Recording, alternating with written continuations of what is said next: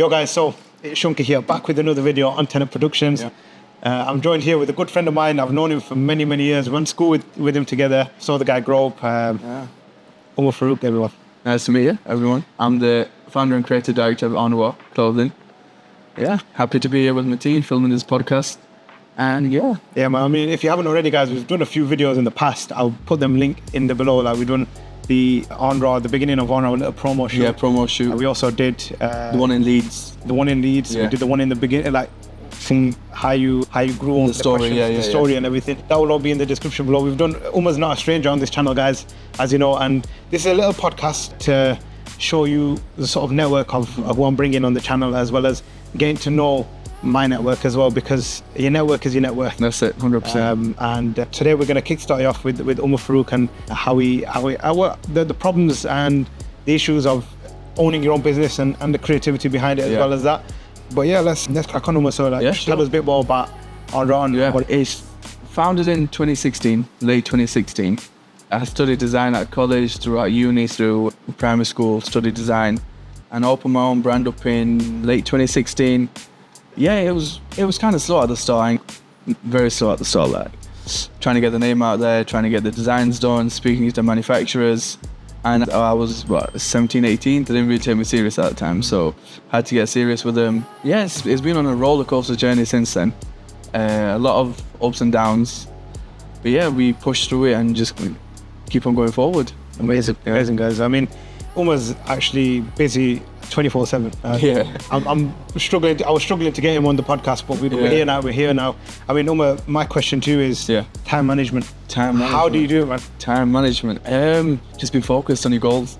If you focus on your goals, then time shouldn't be an issue. Do you have everything on a calendar or anything, or do you? In my brain. You know, guys. There's no calendar, no nothing like that. So we don't rely on technology. Technology is useless. Rely on yourself. That's the 100%. Rely on yourself. So like, I mean. So we've done a previous video in the past where we talked about Umar's upbringing, and I went to school with him as well, and we didn't really know each other in school. We were in separate halves of the year. Separate halves of the year. So I didn't really know you on a personal level. I just see you here.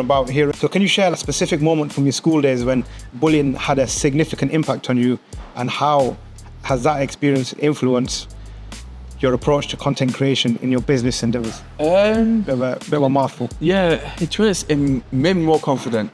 I know it's total opposite of what happens, but it made me more confident when I started studying textiles. That gave me more confidence to do a lot more things, like pursue my career into fashion, get rid of my stammer. Yeah, that gave me a lot more confidence to do a lot more things that I personally wanted to do. Yeah, apart from that, it was just, after that part, I was just really focused on just getting my goals done, and what's the word for it? Tunnel focus. Was it tunnel vision? Tunnel vision. That's tunnel vision. Yeah, tunnel vision. Yeah. So after school, it was just that. Especially because in school, I don't think you can remember that I was on the other half of the year. Yeah. But I was more of like, I wasn't in the popular groups or like. On the side. Yeah, on the sides. I preferred basketball over football. Preferred stuff like that. So I wasn't really mixed in with the general people in school. I just wanted to do my own thing and be my own person. I mean, could you give some advice on people that are watching this, like students or people that are going through being bullied at school? What advice would you sort of give them? The advice is that the people who are doing the bullying are very insecure about themselves. Right? If they wasn't so insecure, they wouldn't put their frustrations out on someone else. That's my advice. Because if you take it like that, then you'll start to believe that these people are useless. They're worthless. They're not worth many of your time. Yeah. I mean, I'm guessing them people that used to call you names back in school, they're the ones that are approaching you right now. Yeah, they are. Trying to be your friends. Yeah, they are. I've had a couple of them asking for discounts. Yeah, that's crazy, man. But yeah, so like obviously with college, school, what was going through your head after that? So what actually happened after college and school? What were you doing? You went to university, didn't you? Yeah, I went to uni. Throughout college was alright. It wasn't anything special. I did my A-levels and design. What A-levels do you? I did maths, economics, and English language, and textiles, of course, design.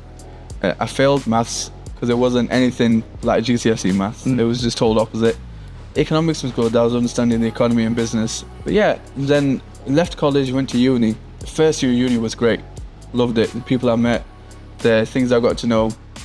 But the second year, I just didn't really enjoy it as much. Why is that, man? I mean, People changed, like the classes changed. I didn't really get along with the people in the class. I was the only boy in the class, the only brown boy in the class, I should say. Yeah. So I didn't really enjoy it much. I met some nice people. The people were fantastic, but just like the workload and stuff like that.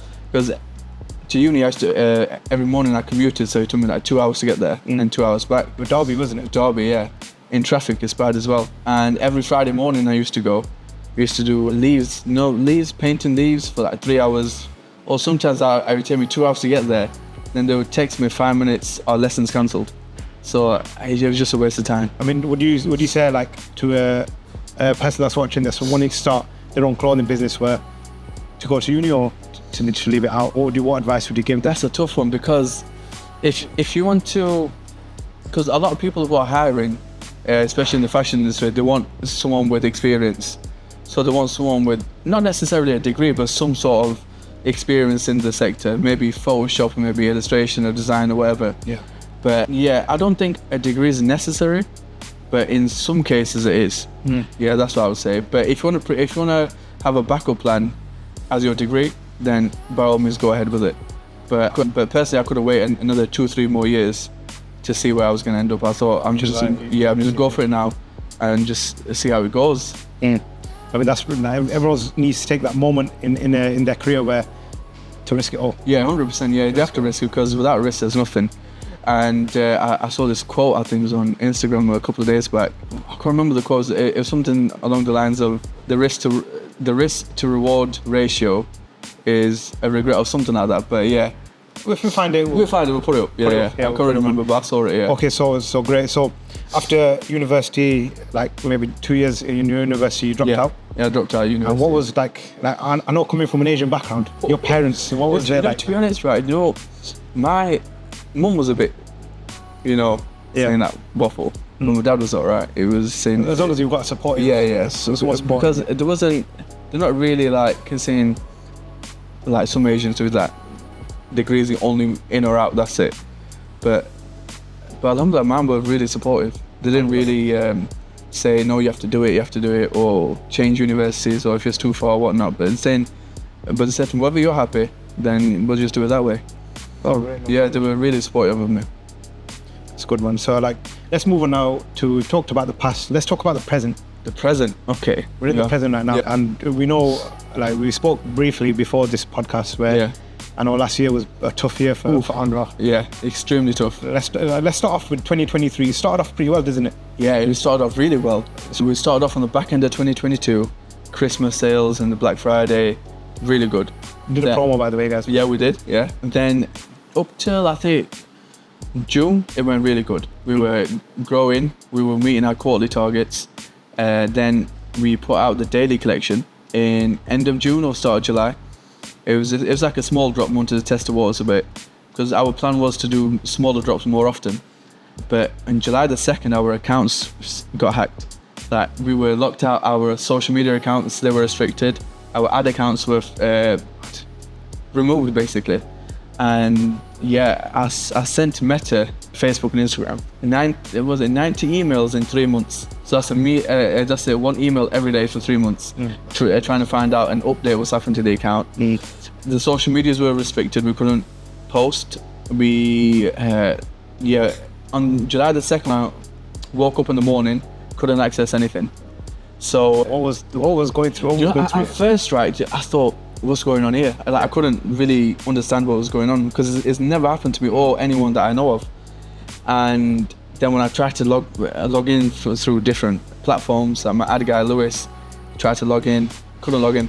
The actual Facebook page was removed, so there was no access to the accounts. The hackers who did it, they created an ad for their own product. They put like a weekly limit of £150,000.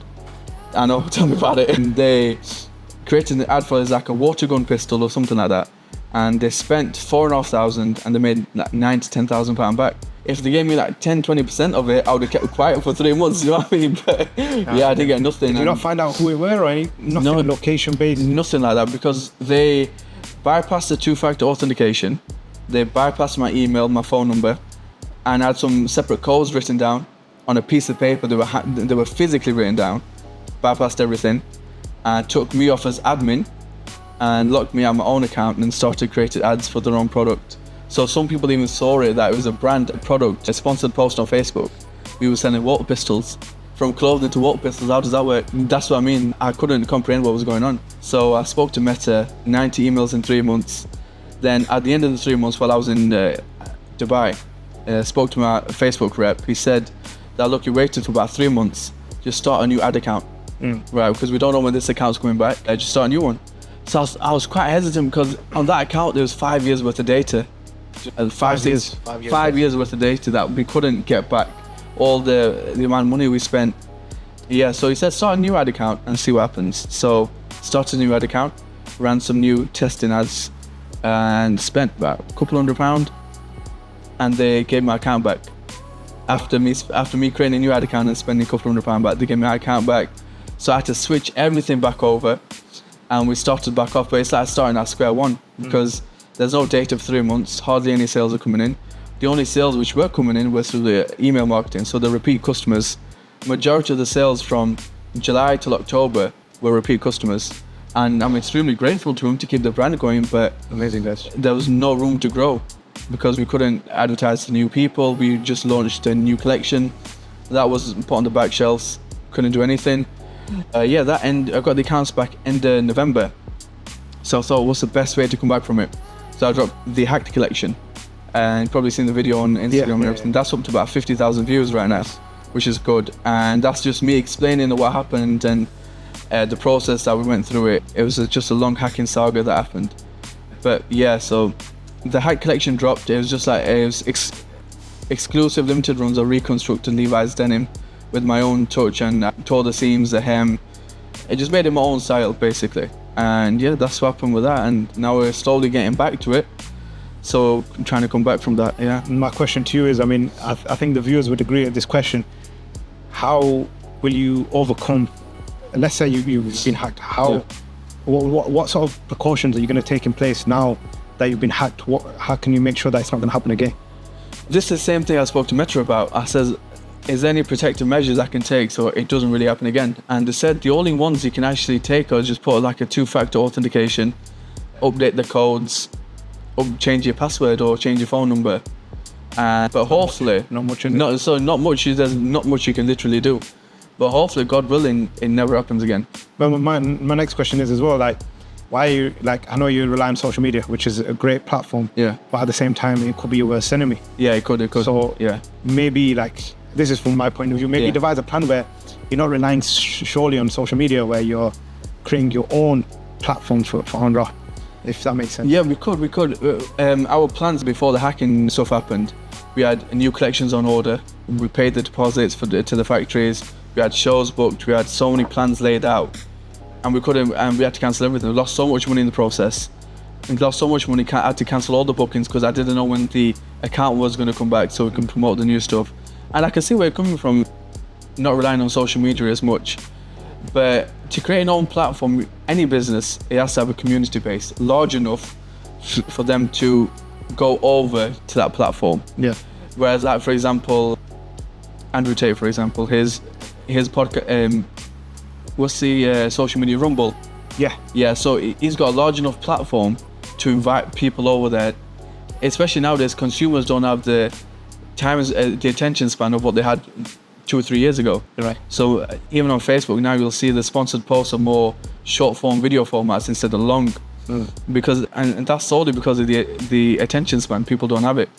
But the reason why businesses like mine or any other business, they rely heavy on social media, especially through Facebook and Instagram, because they're the main pioneers of this, is that there's a large audience reach, so it can reach a lot more people with the same amount of budget that we would spend on something else. So it's more beneficial, and I think Facebook and Instagram help a lot of businesses out in a lot of ways, especially smaller businesses. If you're well established, then it's fine because you've built that community base over time. But smaller businesses, brands coming up, especially new brands starting, what a lot of people tend to forget is that, fair enough, you can spend all your money on the product. Product has to be perfect. Yeah. The design has to be there, the quality, the fabric, it has to be really good. But what they tend to forget is to spend the money on the marketing side. The marketing is where it's at. Okay. Because that can make and break your business. Nice. Especially, like your content where you put out. it has to be not new content every day, but you have to be posting new stuff every day to keep the viewers entertained or interactive with the brand. There has to be like a storyline to your brand. Curiosity. Yeah, it has to be like a storyline to your brand. You can't just create a brand and say, I'm just doing it for the money, because it'll never happen. Because in that case, you're just chasing the money. Like me personally, I don't post personal stuff. It's just my brand stuff, what I'm doing to connect with my customers, at the gym stuff. Yeah, that's my goal so far. Yeah, and in the 3 months second saga, I started to the 365 Royce. We're going to come on to that, Yeah. Because I was going to ask you about the community. Yeah. You were saying you're going to build a community, and how are you going to build that? Yeah, so in the 3 months the hacking happened, it just made me go harder in the gym. I was going hard before, but just my sole focus was on the gym. I lost about 15 kilos in the process, doing CrossFit workouts and hybrid workouts, so like weightlifting, mixing it all up with running. And I thought to myself that what's the best way I can build a community without annoying the customer, like in a sense, because the last thing you want to do is just bombard the customer with ads or with emails every couple of hours. It's just annoying. Like after, I'm sure you've seen it, if an email comes on your phone, right, you just ignore it, don't you? Yeah. So I thought, let me incorporate my fitness into the brand. So I started this 365 Royce Club Telegram channel, and it's mainly workouts. It's catered for people who are just starting in the gym and for athletes as well. So it's not just experienced athletes. I'm catering towards all, because I can remember my first day in the gym, I didn't know what to do at all. I'm thinking, should I use that machine? Oh, there's a couple of people waiting on that one. Let me just go on the other one. I thought I need to figure something out, so I'm not wasting time in the gym, because the maximum I spend is about an hour. I don't spend like a minute more or a minute less. 1 hour and I'm done. I need to figure out a way how I can get other people involved in the same thing I'm doing. Nice. Because it'll help them out, not just physically but mentally as well. Like if you're in a routine, it helps to build your confidence, it helps to build your character as a person. Nice. Because if you're building a body for yourself, you can't buy that. Do you know what I mean? You can't buy a body. Like it's earned through a lot of sweat and tears and being sick after the gym. Trust me. Not only that as well, like having a good body shows you're disciplined. Yeah, you're disciplined. And first impression is the most important when it comes to business. You know, is how you look. If they see like a fat person coming to the interview, or if they see a ripped guy, you know, that's looking well. Yeah. They're gonna think this ripped guy. They're gonna take him more seriously. Yeah, 100%. Yeah. Rather than a fat guy where he's like, you know, if you don't give a shit about his weight, yeah, 100%. You don't give a shit about the business. And the only way that your weight doesn't matter is the fact that if the fat guy's coming into the interview is already established, is already well known, or he's got plenty of money behind him.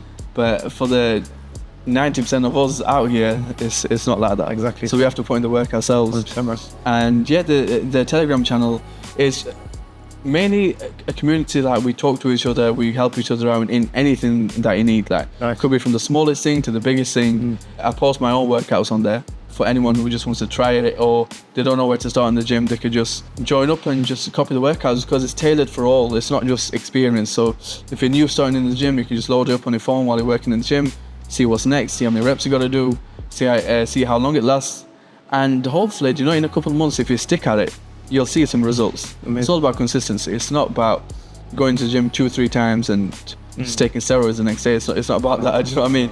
Yeah, because you have to stick at it. Even if you're taking steroids, you still have to go to the gym twice or 3 times a day. Do you know what I mean? You can't just take them and be ripped the next day. If it was like that, I think us two both was this.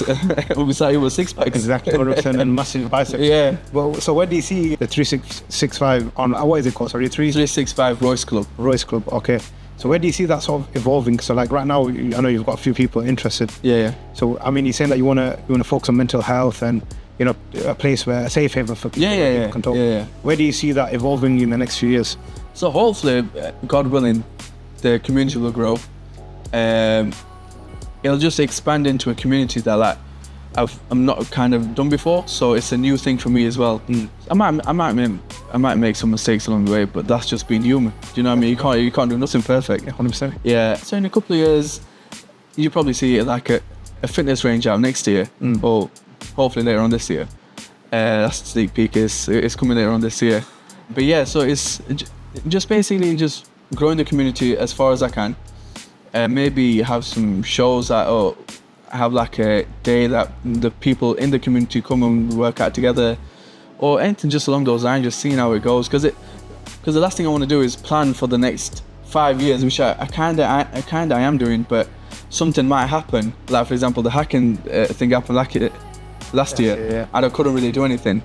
So I'm just taking each day as it comes, and just planning some of the major things later on for this year. But yeah, taking each day as it comes, and God willing, everything does work out. Nice. So, I mean, we're going to switch it up a bit, guys, here. Yeah. So, we know Umar's the founder of Andra, and he's obviously got a few things on the side. Yeah. But Umar, talk to me, because I'm a videographer and I'm also in the content creation industry. Yeah. Talk to me about your experiences with photographers and videographers. Like, I know Umar's had a lot of bad experiences. I mean, we're not going to mention anyone. We're not going to, if you're watching this, you know, we're not going to I'm just talking generally. We're just talking generally. Yeah, I mean, talking generally. because, I mean, content for you is king. Yeah, it is. It's king. So, what have you learned from seeing these content creators? I mean, you must have picked up a few things. Yeah, of course. Yeah, I picked up quite a few things. The one, how do I explain it? The key thing I find in all people, especially photographers, they'll all say that we can do X, Y, and Z, right? But when it comes to it, they can only do X and Y. They can't do Z. Right. So they've kind of outsold themselves here. And the key thing for like videographers and photographers, any content, people making content for other people or influencers, anything like that, is delivering on time. Because that's make or break a reputation. You have to deliver your content on time, your pictures on time. You can't just say, I've been busy, I've been doing other projects. Well, don't take them projects on if you can't handle it.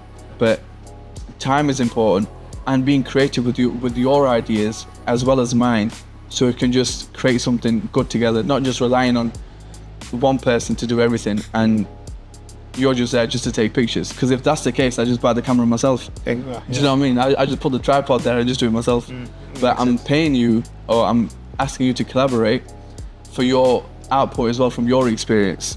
I've worked with photographers before that they've taken the pictures and they were not delivered on time, or the pictures, the light's adjusted, like it's a black picture, you can't see nothing.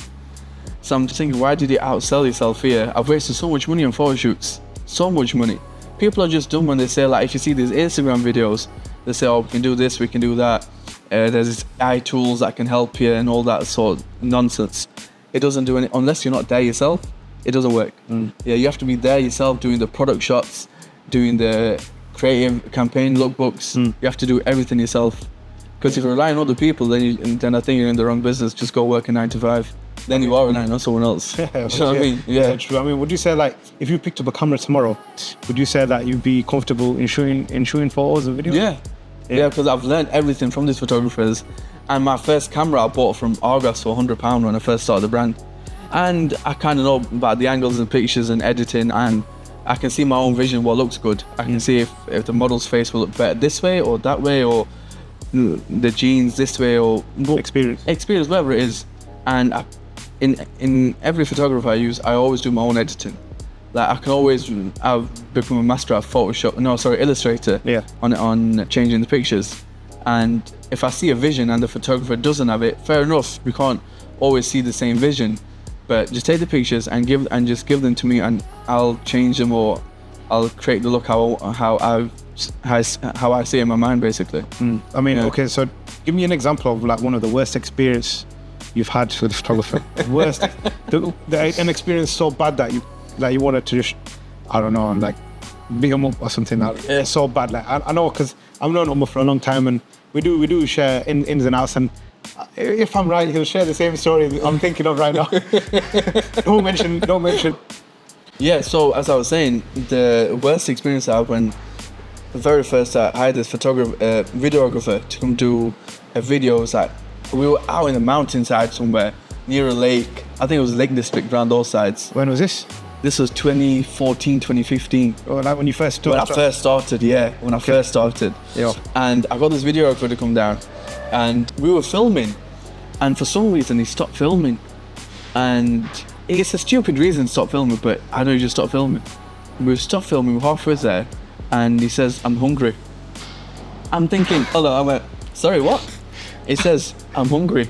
I says, what do you want me to do? But if you're hungry, I'm hungry as well, but we've still got to shoot. He says, Nah, but I need food, otherwise I can't carry on. Yo. Yeah. I've not told this story to that many people. He said, I need food to carry on. I says, mate, we're in the middle of nowhere. There's no food here. There's a lake there with some fish in it. Grab a fish and fucking cook it if you want it. There's no food here. Wow, man. So you actually had the cheek to say that to you? Yeah. And I said to him before, and bring a sandwich or something if you want. Just don't come empty-handed. But yeah, that was probably one of the worst ones. Flipping hell, man. I mean, thank God I didn't pay him. Do you know what I mean? Thank God I didn't pay him. that's my, I mean, content creation, like, now it's, you know, from when I started, I mean, I was looking up to like some amazing content creators, but now, like, from what I can see, from what I can gather as well, a lot of the youngsters now, they don't take it seriously. No, they don't. People that are starting off, there's no creativity and there's no passion for it. Yeah, there's nothing. Money. Yeah, just money, because all they see is dollar signs. That's literally all they see. If they actually put some thought and effort into content creation, like make something new, it would work for them. But they don't spend enough time, enough money. It doesn't have to be money, but you can get creative with the process. Like when I first started out, the videos I used, I filmed on my phone. I put the videos out. Then obviously as a very small brand, I couldn't really afford to film anything else. I was just remixing the same videos, just different editing. Just recycling the same videos. But there's always a way to edit a video. As long as you got the raw file, there's always a way to create new content. But people nowadays they seem to copy what everyone else is doing. Like they'll hire out a car, put the car in the photo shoot, put the car in the video. But they don't take no time and effort of thinking something new. I've seen that, man. I've seen a brand in Sheffield actually. They showed more on the restaurant. Yeah. More on the restaurant and the car and the women obviously, but not on the brand. Yeah. And I'm thinking, what am I looking at here? Am I looking at the actual content? Am I looking at the restaurant? Am I looking at the car? Yeah. Am I looking at the woman? Yeah. What am I looking at? Because the brand of the clothing brand, what he showed was there for 10 seconds and it was a 30-second ad. You've got to utilize. Yeah, 100%. You've got to utilize it. Yeah. In the past, I've used females to promote it as well. But the one thing I realized, right, if you're not using the females in the right sense of showing the clothes, it's not going to work. It's not going to work. Like if you're just using a female there or as a prop to create a good campaign, like a lot of brands do it. A lot of brands do it now. Women sell. Right? Yeah, they do sell, but if you do it the right way. Yeah. You have to do it the right way. Otherwise, it just looks sleazy. It just looks cheap. Amateur and cheap. Yeah. Amateur and cheap. That they couldn't think of anything creative to do. So they had to use a female to sell the clothes. Either they don't believe in the product, or they need a cheesy way to get the product out. And those cheesy ways to get the product out, your brand does not last. I've seen brands come and go. I've been in this business for like 5 years. I've seen hundreds of brands come and go. Like I've seen them pop up on Instagram. 6 months later, the last post was about 6 months ago. They don't post. See, on Instagram and TikTok and Facebook or whatever it is, you have to be consistent with your posting. You can't use sleazy methods. You always have to think of something new.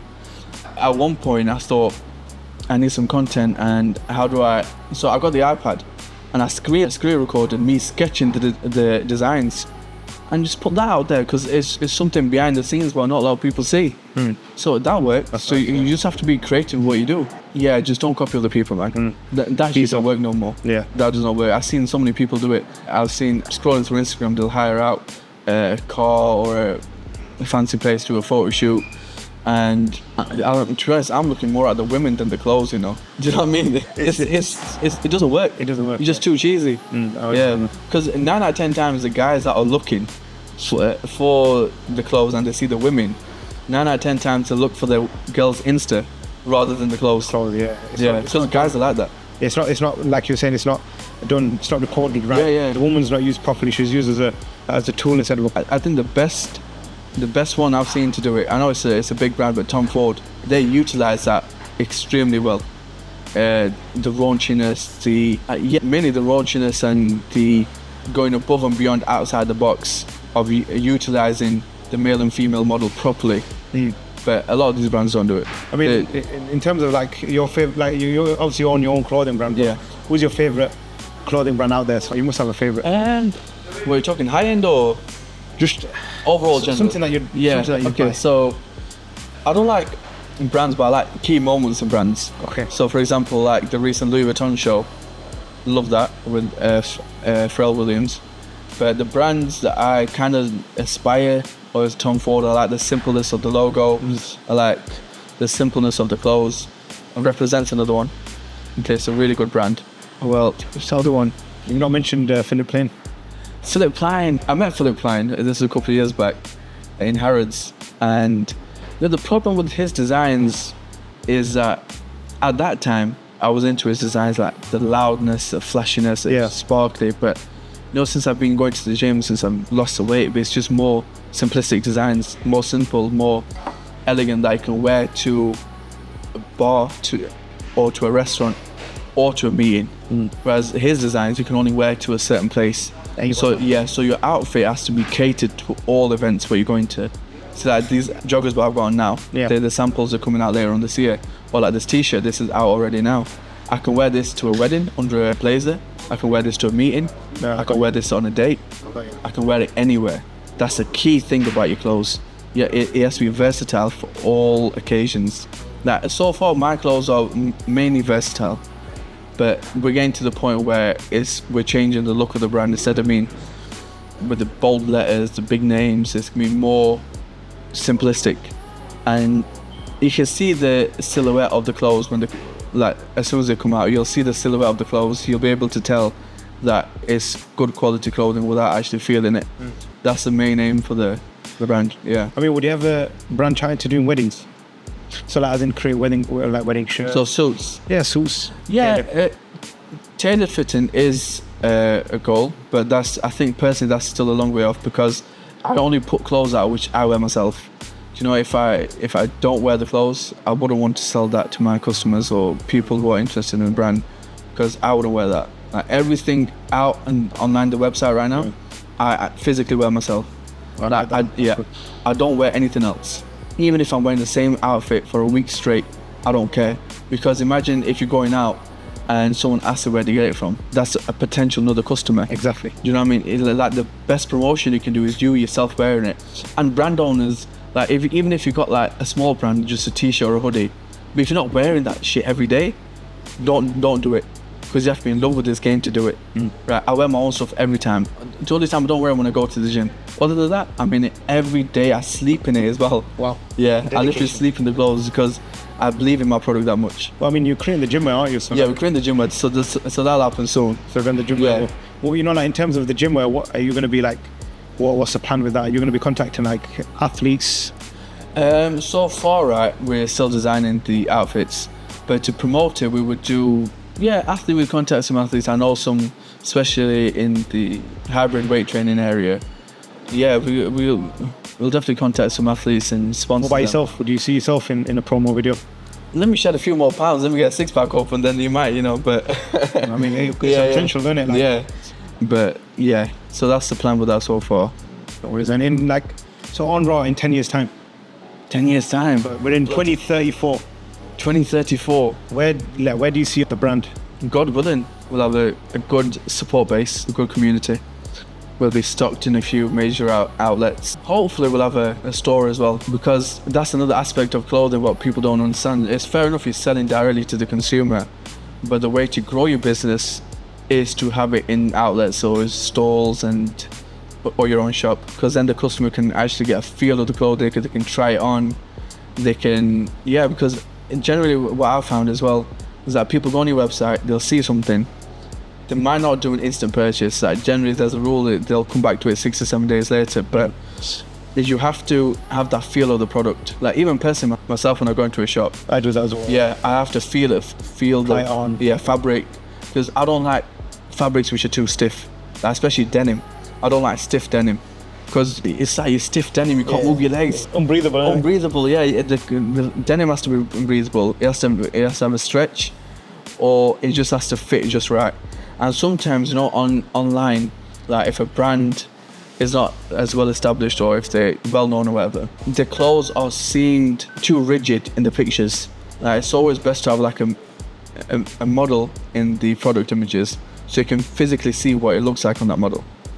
And yeah, I think that's in 10 years we'll see what happens. So that's the goal so far, to grow the brand. Is it just on rather? I mean, in terms of, is it just clothing? Do you want to, like, I know you've got your fingers in a few different pies. What about with the 365? Yeah, the 365, I've incorporated that into the brand. So we'll have another collection out in itself on 365. Hopefully we'll get an app, create an app soon. Yeah, so we're still building that community, still in the early stages of it. But I don't want to plan anything too big yet, because I don't want to set myself a bar that is so high that it's unattainable. But I always see every day as it comes. Yeah, I don't, because I think God makes a way for something that's even better than you can ever dreamt of. Because what I believe, if he gives you everything too early, it might destroy you. Like, for example, if he gives you £10 million overnight, then you might spend it on drugs or just go out of control. But I think if he gives you in stages, it's better. Yeah, because it'll destroy a person with that much money or that much power or whatever it is. Like you see, and like you see in child actors, early age and millions. What happens when they're 18? Demi Lovato, for example, I used to watch her in Disney. Yeah. She's turned into a junkie. Miley Cyrus. But Umar, like, I'm looking at your hands right now. You've got some nice jewelry on, man. Like, can you talk me through? I mean, I'm guessing some of them symbolize importance. Yeah. Can you talk us through what you're wearing? So this one's my dad's. Nice. That's my granddad's, what he wore every day. That's just an Apple Watch, and this is it's not Van Cleef. It's by a jeweler who did the same thing. And yeah, I don't really wear. I used to have some watches I used to wear. I'm sure you can remember. 100%. Yeah. Still got some of them, but I'm more into like the everyday. It helps with the gym. I just want to keep it simple and plain. Not. Alright, it's still flashy, but it's not as flashy as I used to be back in the day. Still got my little chain on underneath. What's that chain? Is that? I just bought this years ago. Yeah, I just wore it ever since. Yeah, and I keep it tucked in. It's more simple. My mum hates them. My mum hates it. I don't know, my mum just hates them, bro. She hates jewelry. She hates jewelry. She says men shouldn't wear it. She says, Mum, but it's a new age. You just get up to the times with a bit. Okay, but yeah. In terms of the rings, do they have any do they have any meanings, importance, anything? No. Or was it just given to you? To us, when my granddad passed away, I kept this ring in my bedroom, and I never really wore it. Completely, I kind of forgot about it. But then found it, I think about a week ago. Oh, I'd put this one on. And this one was my dad's. He wore this for years. He bought this from Yemen. Right. And my granddad bought this from, I think, Dubai. But before Dubai was Dubai now. He went in Dubai in 1970s. Oh, nice. So before you see all these tall buildings, it's just all sand. Yeah, he bought that from there. And since then, he went every couple of years to Dubai. He had family over there. And yeah, my dad bought this from Yemen. He wore this for a good 4 or 5 years. Then he bought another one, which is twice the size of it. Yeah, it was just too big for me. But yeah, so that's the importance of the rings. I think, yeah, just to keep something with me at all times. Just another touch, man. But right, I mean, thanks very much, Umar, for your time. I appreciate that. Appreciate that. Thank you very much, man. Also, thank you for the team over in Tandoori Hut to let us film in this property, man. I appreciate that. And this is it, guys. I mean, if you have any questions for Umar, where can we find you? On my Instagram, you can type in Royce_Umar, or the brand's Instagram, and Royce. You put just the social medias or TikTok. It's the same name on TikTok, same name throughout Twitter, TikTok, Instagram. Yeah. No worries, man. But yeah, that's where you can find him. It's been a pleasure speaking to him. I've known the guy for a long time. I even learned more things about him on a daily basis. Yeah. Great little podcast with him today. Yeah. If you have any questions or anything down below that you want to ask Umar, make sure you comment down below. And as always, guys, take care, stay safe, and wash your hands. Yeah, take care. Yeah, that's a good one. Yeah. See you, bro.